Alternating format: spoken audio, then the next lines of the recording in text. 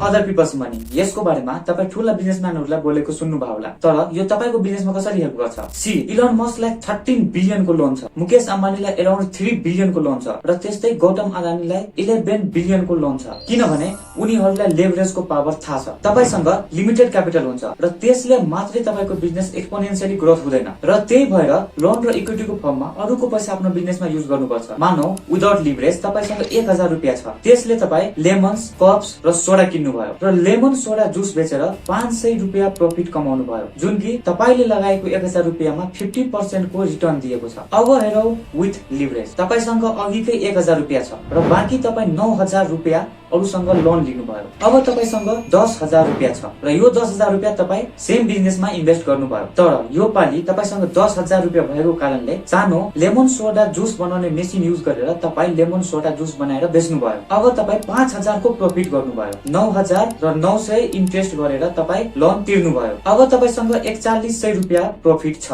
लोनको लिभरेजको कारणले गर्दा 1000 रुपैयाँमा 410% को रिटर्न दिएको छ। सो यही प्रिन्सिपललाई युज गरेर ठुलठुला बिजनेसम्यानहरु अरबौं खरबौंको एम्पायर बनाउँछ, तर यसको म्यानेजमेन्ट इम्पोर्टेन्ट पार्ट हो। नेपालमा भाटबढीले लेभरेजको पावर युज गरेर यत्रो ठुलो एम्पायर बनाएको छ र अब तपाई आफ्नो बिजनेसमा कसरी लेभरेज युज गर्नुहुन्छ भन्ने कुरा कमेन्टमा लेख्नु होला। Thank you.